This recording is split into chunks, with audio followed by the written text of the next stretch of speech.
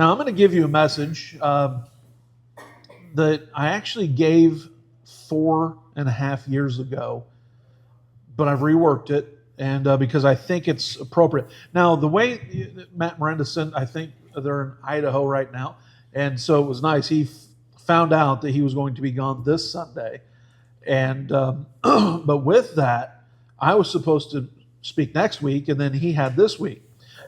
And so when I found that out, then I did my Christmas message last week, not knowing necessarily what I'd do today. So today has nothing to do with Christmas, and but it's also that put the load on Matt for next week to bring probably a Christmas message.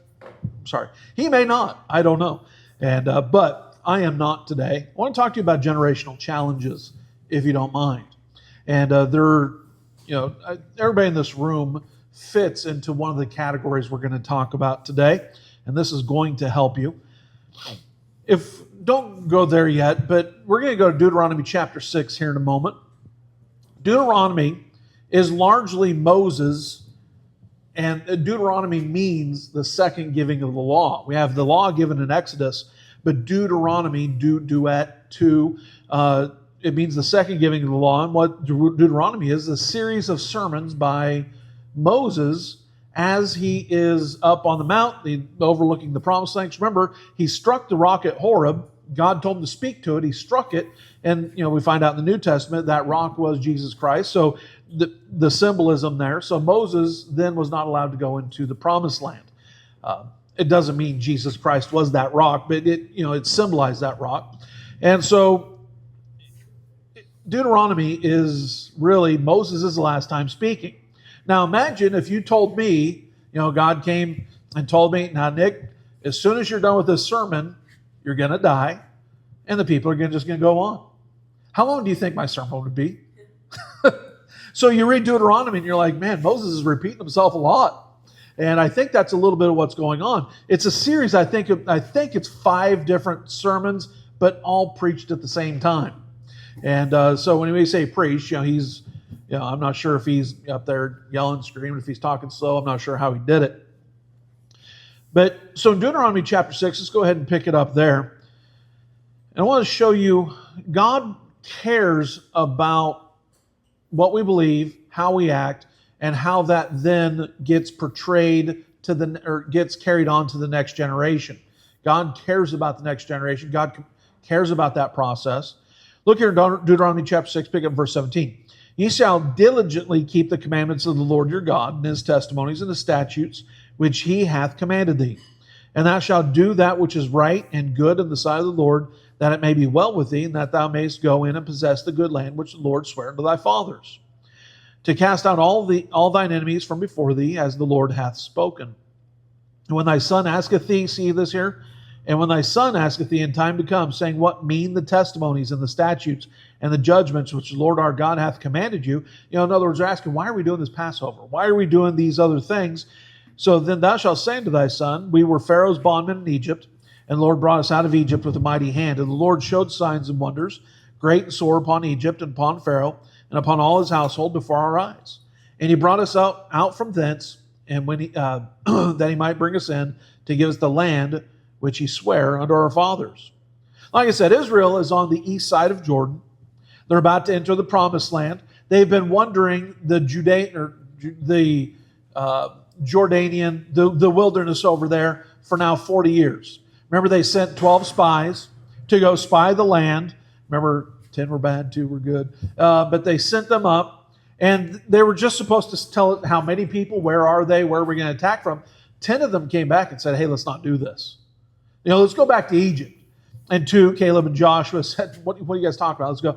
And so the people decided there, they got discouraged, disheartened, and said, no, let's go back to Egypt.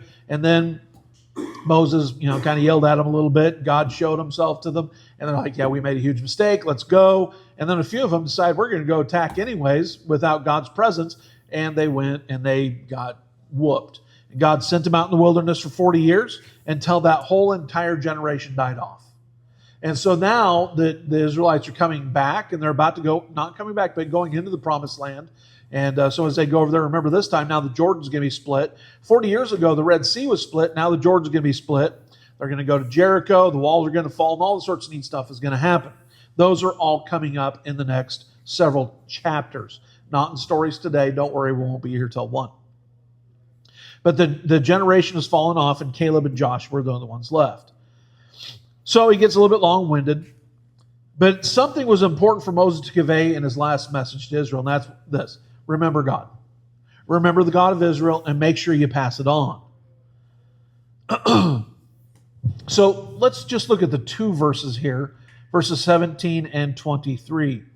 Ye shall diligently keep the commandments of the Lord your God and his testimonies and his statutes, which he hath commanded thee. And so again, he's talking to Israel, but he's talking to the people that are there. Listen, those people back there, they fell, they've died for the last 40 years, and now it's Moses, Caleb, and Joshua. Everyone else who was 20 years old and upwards has died off. So, and then when thy son asked thee time to come, saying, what mean the testimonies and the statutes and the judgments of the Lord our God hath commanded you? And so as they're doing these different things, it was important to God that these people passed on their faith. Look at Deuteronomy chapter 8. And we'll pick it up here in verse 1. All the commandments which I command thee this day shall ye observe to do, that ye may live and multiply and go in and possess the land which the Lord sware unto your fathers. And thou shalt remember all the way which the Lord thy God led thee these 40 years in the wilderness, to humble thee and to prove thee, and to know what was in thine heart, whether thou wouldest keep his commandments or no.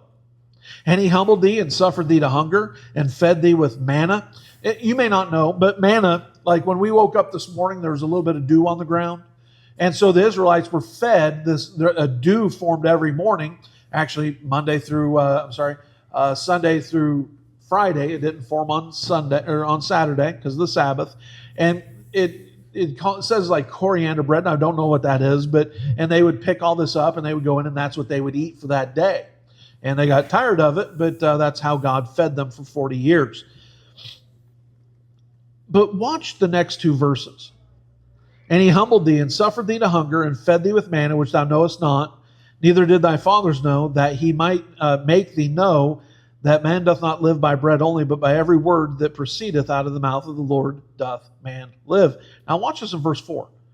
Thy raiment waxed not old upon thee, neither did thy foot swell these 40 years. Imagine that. Imagine going to your closet and you have a garment that is 40 years old, still looks as good as new. The funny thing is, things go out of style. We have enough garments now where something can go out of style. We can stash it in our closet and pull it back out in 20 years, and it's, hey, just like, it's back in style. I've lived through a few cycles. When I was just born, the bell bottoms were okay, But now the bell bottoms were back for a little bit, but then instead of bell bottoms, they went with whole bell legs. Remember all those pants? And then those are back out. I have some paisley ties in my closet that, one time were okay, then all of a sudden they weren't, then they were again, and now I don't wear them at all. So, but, the skinny tie, the fat tie, we had all of them. And but imagine these guys, 40 years, nothing got old. Their feet did not swell. Their shoes didn't wear out. And of course, they're mobile, so they didn't have a closet anyways. So this is kind of nice that this happened. Israel, by this point, has seen some amazing things. I have mentioned before, I'll mention it again. I take our time in this building as the 40 years of wilderness wandering by the Israelites. We had the time over there at 8th and C. We're going to have our time over here. I'll give you some building updates. On 42nd Street, I take this as our 40 years of wandering. We haven't done much to grow. We haven't really done much outreach or anything of that nature, but I take this as a separation time for us, separating from that and moving forward over here. So as I read the story this time through, it was kind of fun to do so in that light. So the Israelites have seen amazing things. They've seen manna. They've seen quail. Birds just fly in, die in front of them. All right, let's barbecue this thing up. The garments lasting 40 years. Let's pick it up in verse 10. When thou hast eaten and art full, then thou shalt bless the Lord thy God for the good land which he hath given thee. Beware that thou forget not the Lord thy God. So he doesn't want to be forgotten. And keeping his commandments and his judgments and his statutes which I command thee this day. Now, God wants us to remember him for a couple reasons. One of them is because he wants to be worshiped, he wants to be loved, he's God, so he can't, that's not a bad thing. But on top of that, God wants what's best for the Israelites. God didn't, follow you around. I did bring a pen. God didn't follow you around and say, you know what? What looks like fun? And let's write that down and tell you this is a sin if you do it. That's not how everything works. God saw, what would hurt you, wrote it down, and it just so happens to be their short-lived, fun things that don't really help your future, right? And so, when we read it, it's not like God's slapping us around, you can't have fun. He's looking for you to have fun and joy over the course of your whole life, not just for 5, 10, 15 minutes. I think that was 11.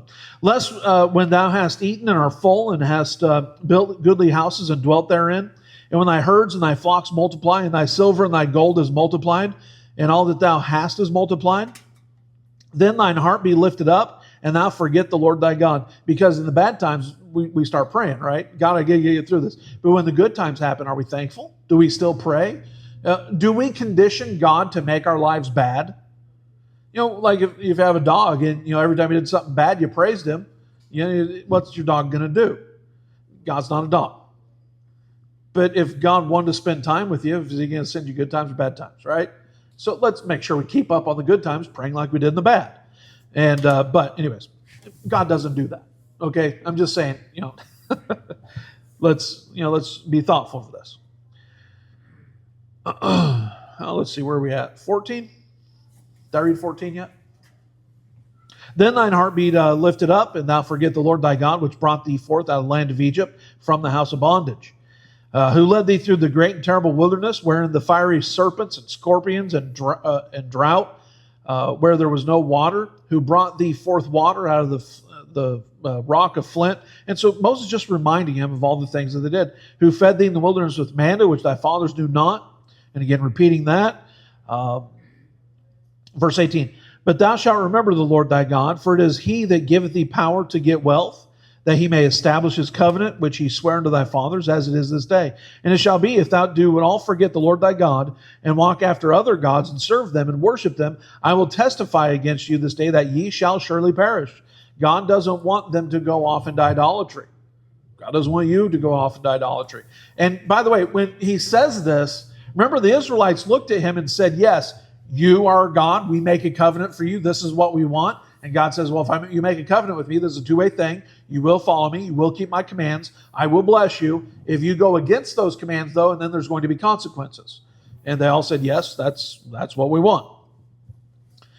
But verse 20, as the nations which the Lord destroyed before thy face, so shall ye perish, because you would not be obedient unto the voice of the Lord your God.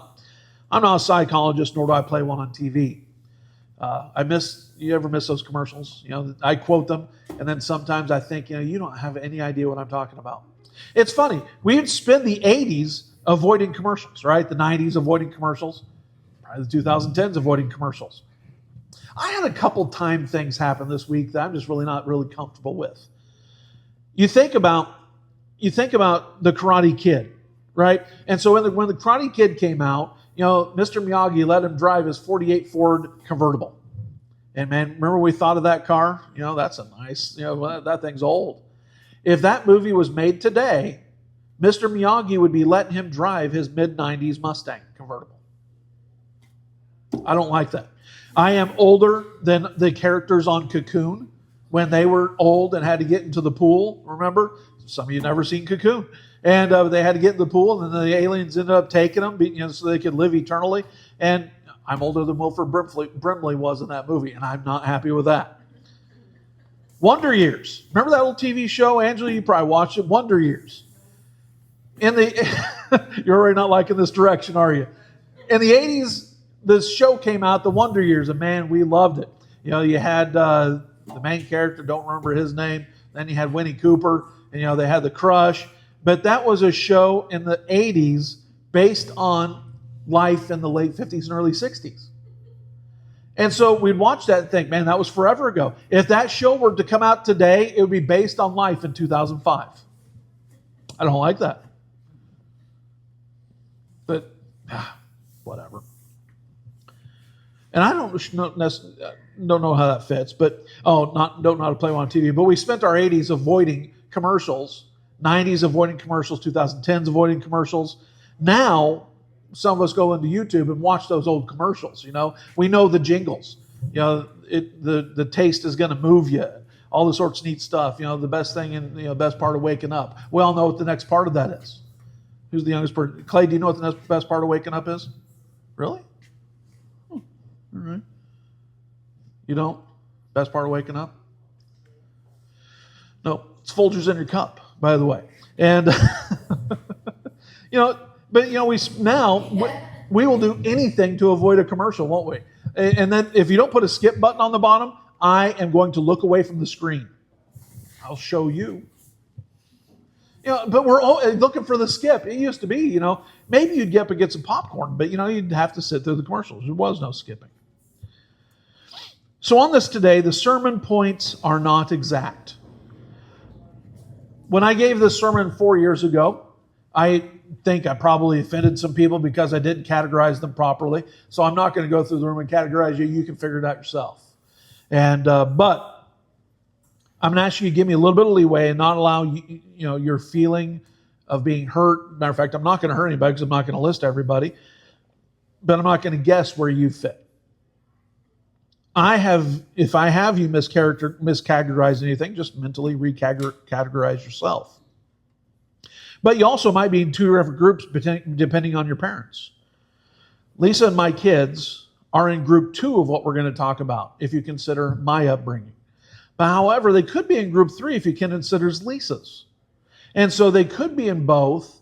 But however, Lisa and I came to enough of a difference in what we found in the faith that I do consider both me and Lisa to be the first generation.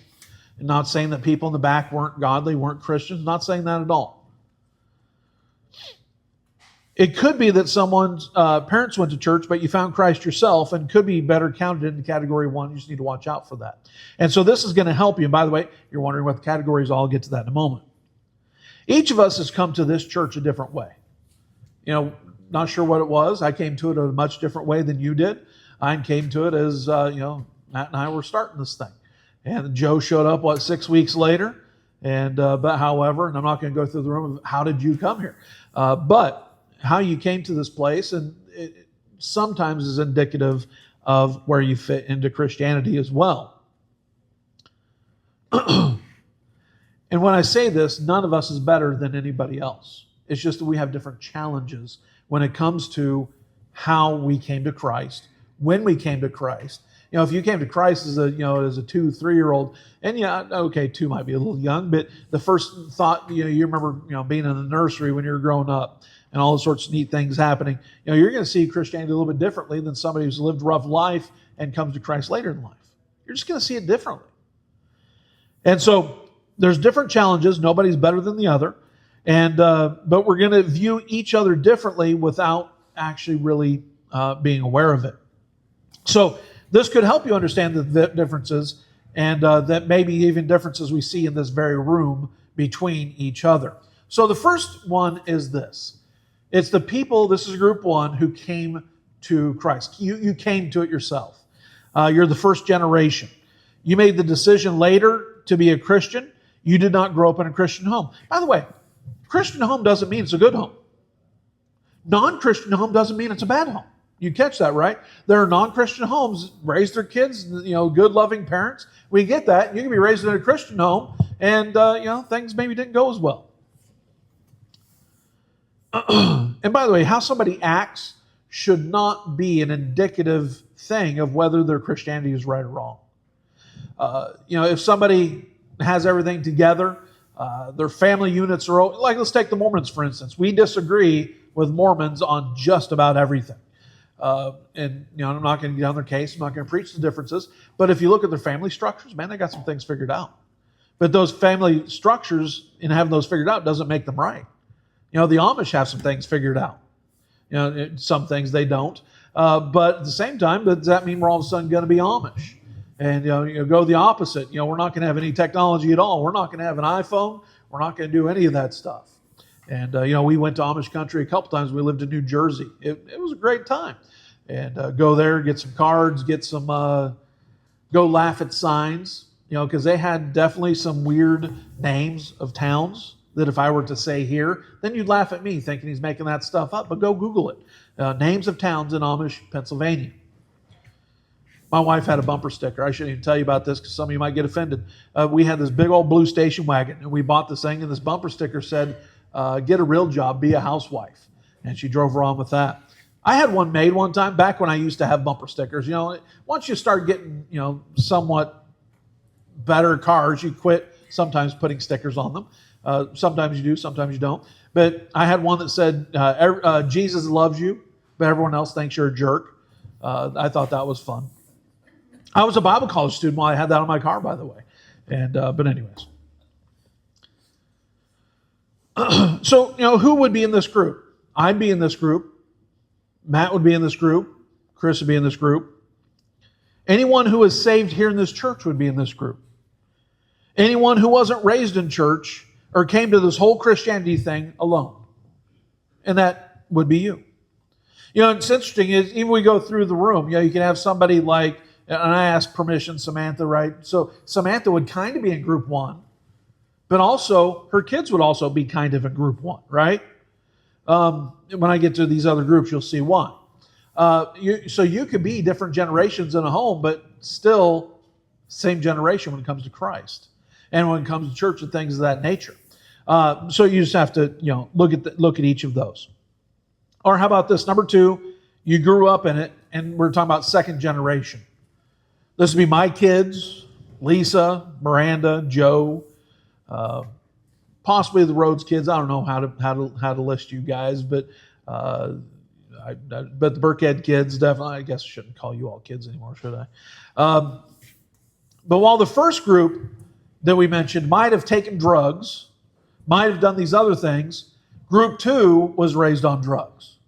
You're drugged to Sunday school, you're drugged to church, drugged to Wednesday night, drugged to Patch the Pirate, drugged to all these different things. You're raised in a not perfect but a Christian home. So let's look then at list 3, the third generation, third or more generation. See, 3 or more. Once you get to 3, then the more is, it's kind of all the same. And that list is short. I'm going to cover some of those things. By the way, we're going to go back through these groups in a moment as well. And probably, and again, I'm not going to go through your history, each of you, and try to figure this out. Probably none of us here are third and fourth generation. It could be that you are. Don't get up and yell at me afterwards. Okay, I don't know about it. But chances are, just mentally going through it, I don't think any of us are third or fourth, but it could be. And again, as we look at all 3 of these groups, none are better than the other. It's just we have different challenges. Okay, let's go back. Let's talk about the first group real quick. This first group there's a lower expectation on. Chris Boyce, who Douglas County Commissioner, went to Victory Baptist Church we started our church out of. And we were talking one time, just going over some stuff. And we were talking about my background a little bit. He's like, how did you become a pastor? Sorry, matter of fact, I've actually had that. I've knocked on almost every door in Springfield, some of them several times. But when I have, I've actually run into people from high school. Nick Gillespie, you're a pastor?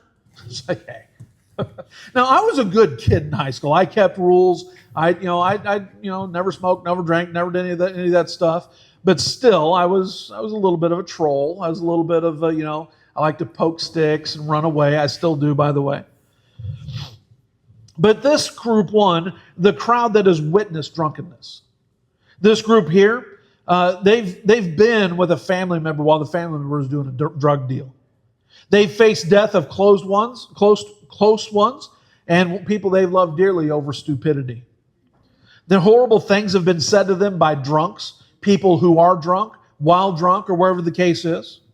They've heard bad philosophies, bad theology, bad thinking, and a lot of bad influences. So what they do is they set up a guard, right? First generation, I'm putting up a guard here. And, I've seen the destruction, so the guard is going to be a little bit more prevalent. Salvation is more apparent. They may question people's. If you ever heard somebody say, well, I don't know about that, you didn't get the same salvation I got. Well, somebody grows up, 40 years, denying Christ and living an ungodly life and all of a sudden get saved, they're going to see it a little bit different when you grew up in a Christian home and you get saved. And you're like, oh, okay, whatever. What is all this? I don't know anything but salvation, right? They're going to look at you differently. And you don't got the same salvation I got. Well, we can't do that. We can't look at somebody else and say something like that. This person is going to see life and Christianity differently than people group in two. There's going to be differences in parenting. They may seem more stringent because they've seen more danger. But you look at Bible characters, and there's many of them: Mary Magdalene, Paul, Joseph of Arimathea. There would be people of this first generation. These first generation people are going to see things differently than you. They're going to see the Bible differently. They're going to see what they saw over there, the destruction. I'm going to see alcohol differently than you are. I believe that the Bible teaches that you shouldn't be touching. And by the way, if you do, you're still welcome here. I've never come up here and said, you're full of sin and all sorts of stuff. I just think it'd be better if you didn't. And by the way, I don't think there's a person in this crowd that wouldn't agree with that. Wouldn't it be better if you never touched it? Right? And so, as you know, I grew up in somewhat of a tumultuous home. We'll just leave, I think, partially with that. And everyone who grows up in a different type of atmosphere, it always going to affect you differently based on your personality. And so I have learned in the last 6 months how to better regulate myself. I think I've done a pretty decent job. Sometimes it doesn't work, sometimes it does, but I've gotten so much better. I don't walk around with anxiety anymore. I don't, just thought processes are different. Life is grand. But however, my understanding is that if you drink alcohol, it helps knock the edge off and it reduces your anxiety. So that would have been a temptation for me, right? But here I am now 51. If I had been doing that the whole time to try to knock the edge off, and all of a sudden now I didn't ever have to learn how to knock the edge off, and I'm relying on a chemical to do that, what do they call that? Call it an addiction, right? If I can't function with that, I can't, and we do that with a lot of things, by the way. Not, an addiction can be, oh boy. Did I mention coffee? Make sure you get in there and get that coffee. And I'll admit that. I'm addicted to Frappuccinos. Holy cow. I don't know. So I've gone to places like Starbucks, other places, because you guys aren't in California yet. Give me a break. So I was down there, one day. But, I was down, I'm like, man, you get that. Do you guys make these things? And like, yeah. And so it was like, this is junk. And so now I think, and I feel bad every time I pull up to the window. Haley, at least you make me feel okay about ordering one. Oh yeah. Then I try to tip and she won't even let me do that. But, these Frappuccinos, they don't like making them because apparently you got to blend them or something. And, I get eyes rolled all the time and all this. I don't care. I've come to a place emotionally where somebody can roll their eyes and I can still ask for a Frappuccino. 6 months ago, no, I'll be fine. And then there'd be a little back and forth of prodding. You sure I can make you one? Oh, if you're okay. Now I just walk up, pull up, hey, you mind? No, all right. I know they don't like it, but I can't stop drinking them. So you want my addiction, there it is. But the thing is, now even here the temptation, let's talk about it. If your kids were to tell you, hey, I made a decision never to drink alcohol in my life, wouldn't that be something you would be happy to hear? Yeah. I made that decision when I was 8 at my brother's funeral. It's like, you know what? Alcohol led to all this. I'm never doing it. Which is not a situation the second and third generation would ever face. Well, I guess they still could, but you're not going to face it the same way. So then all of a sudden you're going to come, but there's still temptations for me. Like my understanding is if you drink alcohol, you drop in inhibitions. I believe that my wife deserves a guy that doesn't have as many inhibitions as I do. I really do. But, the things that swirl around your mind that you don't say that you should, all of us have them. And then it just ends up being something stupid. You just have to know, okay, that means something more deep. But look over here in Luke chapter 7, pick it up in verse 36. And one of the Pharisees desired him that he would eat with him, and he went into the Pharisee's house and sat down at meat.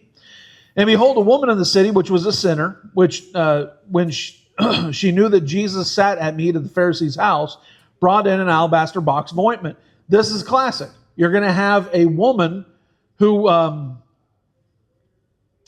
woman in the city who was a sinner, and a Pharisee's house. Here you have a classic first generation with probably second, third, or fourth. You just didn't become a Pharisee off the street.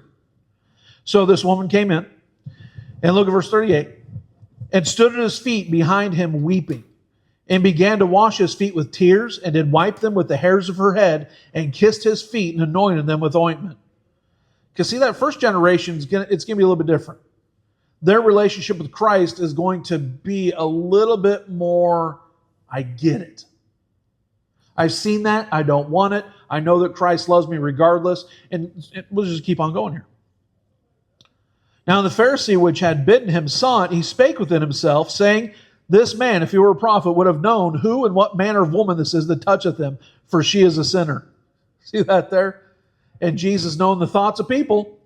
And Jesus answered and said to him, Simon, I have so much to say unto thee. And he said, Master, say on, because he doesn't know that he can, Simon's thinking this stuff. Oh, what do you have for me, Master? There was a certain creditor which had two debtors, and one owed 500 pence and the other 50.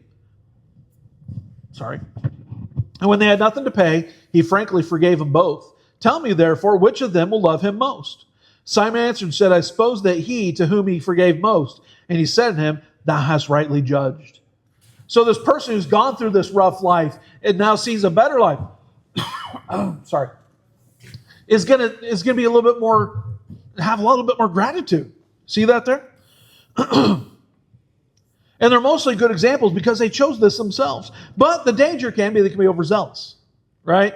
They've come out of this and man, we're staying away from that. Everything that you could possibly do is a slippery slope. If you heard, there's a thing going around the internet right now. Have all of you heard about, Kirk Cameron's now a proponent of what's called annihilationism. And that is the idea that in one day in the end, that there will be the great white throne judgment and all souls that were lost will be destroyed.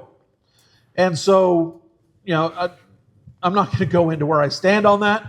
But however, I watched then a rebuttal to it, and it says, this is a slippery slope. And once you believe this, and all of a sudden you're going to go down this road. And, we grew up in this place, we went to Indiana, and everything's a slippery slope. Bless God, your women are going to do this, and all of a sudden the next thing you know, you're homeless. You're like, wait, what? How do we go from watching Sesame Street to homeless? Everything's a slippery slope. And their whole thing was, well, this annihilation may not be a big deal, but you don't know where that's going. You don't know where you're going when you all of a sudden take a tie off. You don't know where you're going. All of a sudden when, you're bringing in, worship music instead of hymns. It's all worship music, by the way. You don't know where you're going. You may not be turning left, but you got your blinker on. What? But these guys can be overzealous. And they can be judgmental. Which, by the way, all they can. They're easily discouraged also, by the way. They've seen all this, and they don't understand why everybody doesn't just get it and do it the way they did it. You don't understand what you're going back to. Because they came out of it. If they have a hatred for Halloween, it's because they probably grew up seeing evil, and they thought, you know what, I'm not going to do that. Matter of fact, if you have somebody who's against Halloween and against Christmas, more likely they're first generation. More likely. Because what they see is they see, and I just want to stay as far away from that as I can. Right?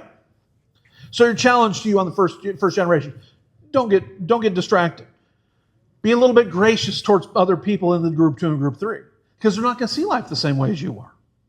How about group 2? You grew up in it. Like Dave Ramsey, the famous poet said, you're just trying to change the makeup of your family tree. And that's all we're all trying to do. There's a greater expectation for you in the second generation. There's a greater potential. But you're also the toughest group to reach. I had a conversation with Chris one time where there was a time where I know that I only kept ties and didn't have a beard and stuff like that because you know what? Maybe somebody moved into town and they're already kind of like the independent Baptist. They're not going to come to our church because I'm not wearing a tie because I have a beard on. It's kind of the stupid thoughts you get, right? Now, I could, matter of fact, if you are IFB and you're going to throw a fit, it's like our envelopes. I believe you ought to tithe. Matter of fact, I can show you Bible all day. It is not a Christian requirement for you to tithe. You don't have to tithe to go to heaven. You don't have to do all this. You want to tithe? Tithe. But for me, it's a baseline. And I debated for a half second, do I not put tithe on our new offering envelopes? And I thought, because somebody's going to come in, they're going to see that and get upset. Tithe. Christians shouldn't be doing that. But you know what, where I'm at now? If somebody would come in and look at our envelope and get bent out of shape because I use the word tithe, you know what? There's another church down the street. I just want to find people who's going to come in here and we're going to have a good time and we're going to serve Christ together. And if you're going to get bent out of shape because our tithing envelope says tithe on it, you know what? Go down to that church, right? We're gonna have a good time here. Which I think we have. We've changed this atmosphere so much, and I love that we have. Bible characters in the Bible. This would be Samuel's kids. Samuel, the only person in the Bible besides Jesus Christ, no sin is mentioned whatsoever. But you look at Samuel's kids, and they were horrible. God killed them. God killed Samuel's kids. God turned over. They're part of the reason that they went to a king instead of that. Eli's kids, most preachers' kids. And so, if you're a preacher's kid, man, you got to watch out for this stuff. We have some of those even in this room. When you have as many preachers as we do, then you start having PKs. And I'll tell you what, Satan is after preachers' kids. You got to watch out. You sign up for being a preacher, there's one more thing you got to be careful about. Because you know what? There's going to be a battle. There's going to be a fight. And, you might win it, you might lose it.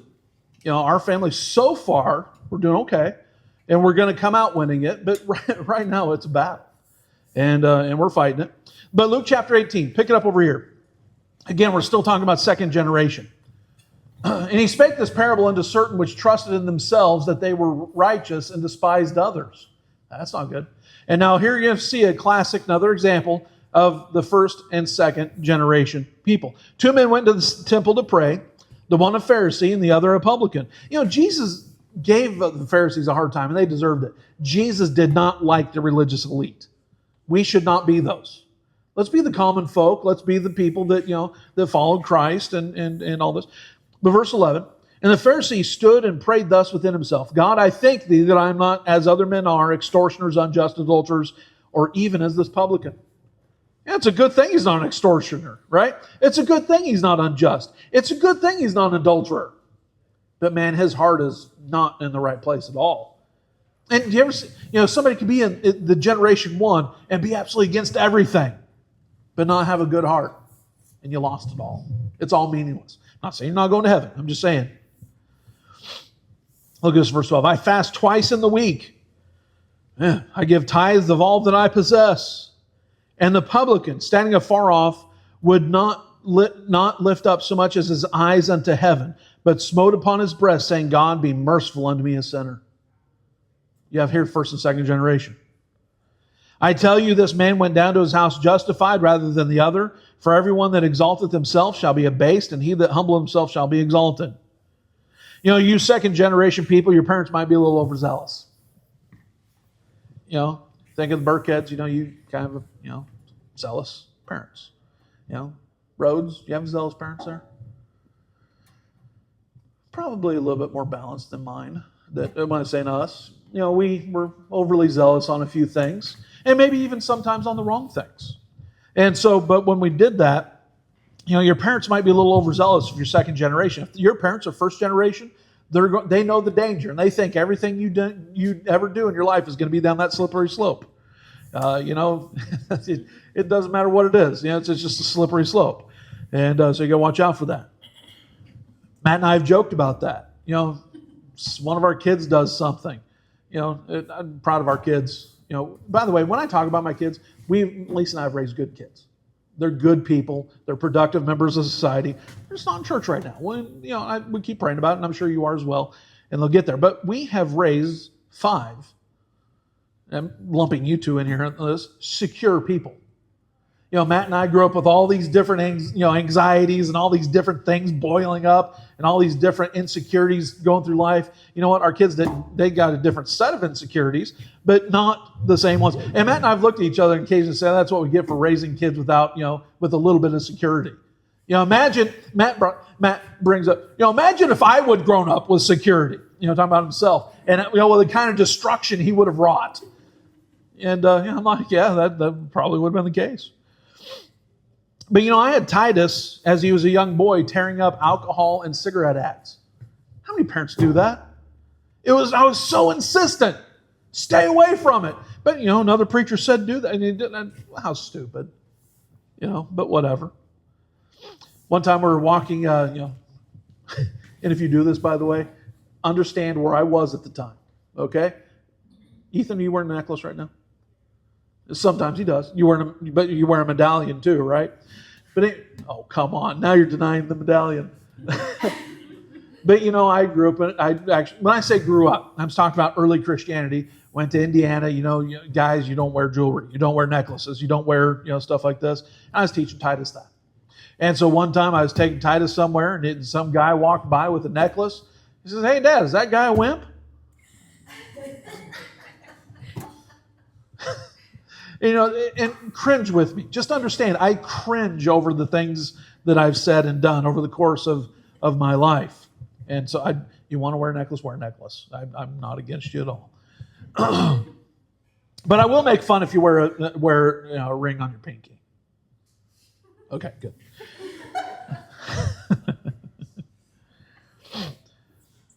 So here's the danger for the second generation. There's no family support.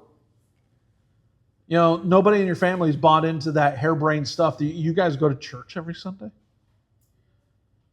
You guys show up to choir practice? Oh, worship team practice, sorry. You're going to a midweek Bible study? What is wrong with you? And you catch that from the in-laws. We have, and I don't mind saying it, but I don't mind that this is going out on the internet. You don't have the support. And so now all of a sudden you are raising kids and you don't have those people around. You know the story of David, and you don't know the story of David on this one, that's fine. His in-laws got between him and Absalom. When Absalom, killed his brother and ran off, his in-laws were the problem in this situation. They did not stand by David. They stood by Absalom, and they shouldn't have done it. They, tore down the whole thing. Name isn't yet tradition for anything. I want the Gillespie name to mean something. We're fighting for it. We want the Burkhead name to mean something. We're fighting for that one. We're fighting for all these different things. But which when I say that, you have generational things that but the Gillespie name doesn't mean much. Come to find out, it is even supposed to be my last name after that DNA test. Talk about being thrown for a loop. Group 2 would probably think anyone against Halloween is being overly zealous. And by the way, you're probably right. But here's the challenge for you. You need to help establish that name. You have to understand that for you, you have great potential. But with that will also come attacks. There's not going to be the support outside of just your parents sometimes. And it's something you're going to have to deal with. And here's why you need to deal with it. Because you want your kids to be in group 3. Let's pull that one up. Group 3 here, great expectations and great heritage. Your grandparents are behind you. Talking about now group 3, this would be group 2's kids. They could end up, growing up being a little naive to the world, which could be good, could be bad. I think of somebody who I considered in our church one day to be probably 3rd or 4th generation. And this is going to be crude, and I apologize for it. But as we were out front of the church one day, there was popsicles. And I probably shouldn't even brought that up. But matter of fact, I'm not going to. But just know that sometimes that group 1 might look at the actions of group 3, realizing how incredible naive they are. You're like, you can't really be doing that right now. You ever hear somebody say something? Oh, never mind. I got the illustration. Do you care if I go a couple minutes over on this illustration? Do y'all know what that is. It's a hole in a barrel. I was in our church in Roseburg before we started this one. And some of you are going to laugh for different reasons on this. But there's the story in the Old Testament of the woman who had the barrel of meal and it started to run out and she's poor and she was just going to be ready to die. She was making one last thing and Elijah walks up and said, hey, make me some meal first. Make me some bread.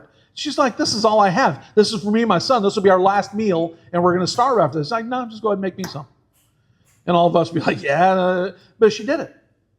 And so then all of a sudden the barrel of meal never failed. God always filled it. It was always there. And our pastor said this.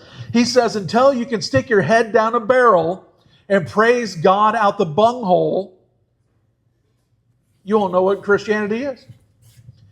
Me and Lisa could not. Did he just say bunghole?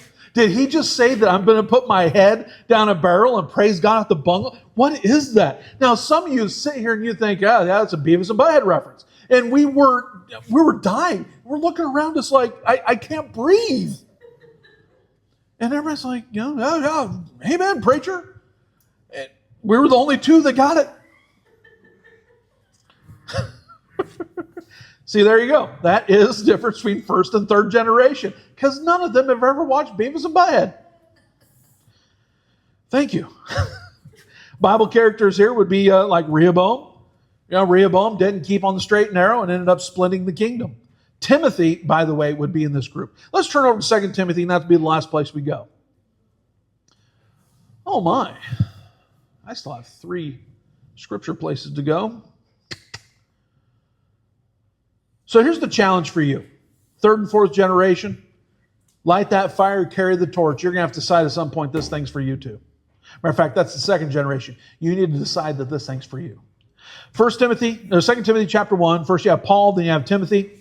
Verse 3, I thank God whom I'm served for my forefathers with pure conscience, that without ceasing I have remembrance of thee in my prayers night and day, greatly desiring to see thee, being mindful of thy tears, that I may be filled with joy. Now watch this. When I call to remembrance the unfeigned faith that is in thee, which dwelt first in your grandmother Lois and thy mother Eunice, I am persuaded that in thee also. There you have 3 generations serving God. Unfeigned faith. Wouldn't that be awesome to have?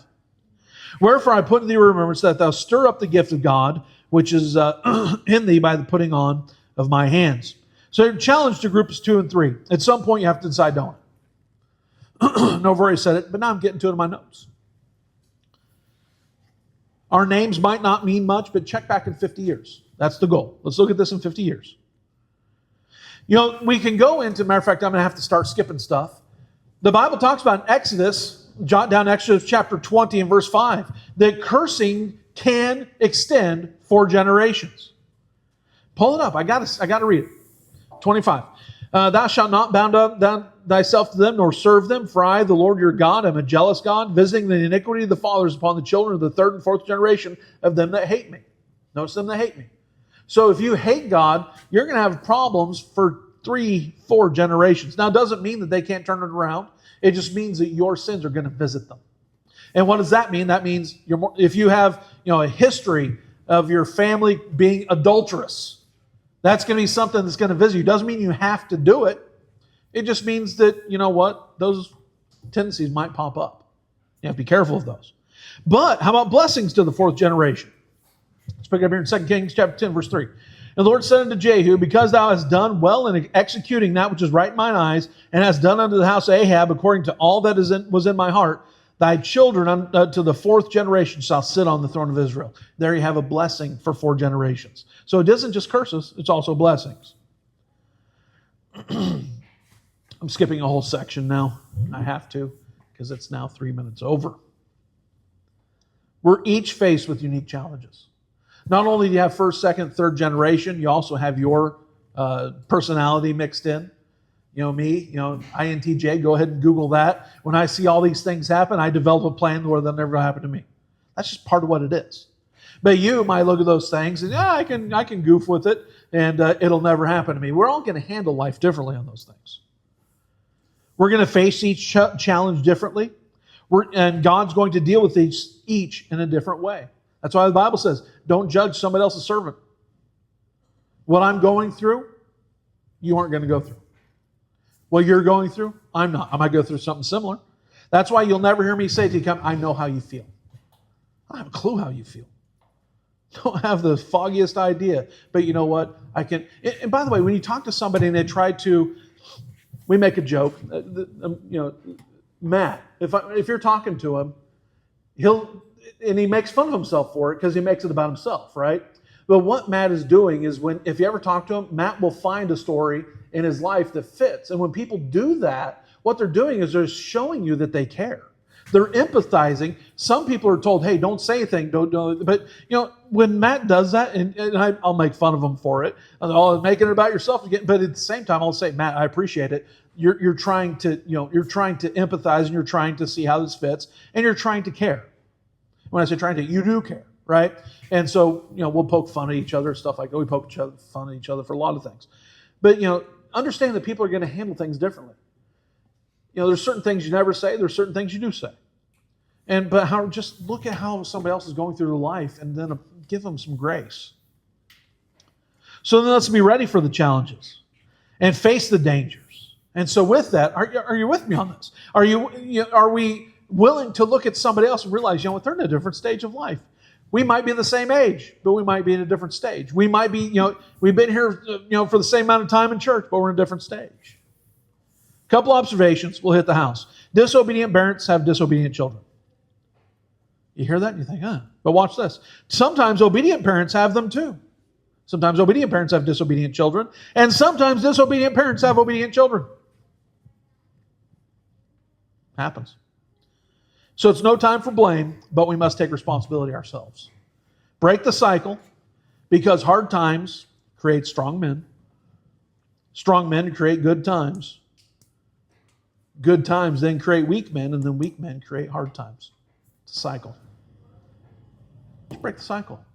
Just keep going. Decide this whole Christ thing's for you. Decide that the Bible's for you. I'm going to serve God with my life, and you know what? With God as my witness, I'm going to try to reach the third and fourth generation. I'm going to try it. Do my best. Father, we love you. Full announcements real quick. So the trusses are here. Let's go ahead and pull up this picture. And, by the way, there's now a banner over our sign because our sign said coming summer 2025. Yeah. And so then I put soon over it. We're not even soon after that now. We're a year and a half beyond where we bought it and a year later than I thought we would be. And so here are the trusses. Here's our contractor. He looks pretty excited about it, doesn't he? And so this whole section right here will be tore off this week. And then those trusses will be put up. Next slide. Tracks are in. 2 different styles for you, both same size. There's a whole stack over there. Grab one. Grab a handful. Hand to somebody. New pins. You want a pin? Go grab a pin. And so those are over there as well. And I think that's it. Stay for some coffee. Oh,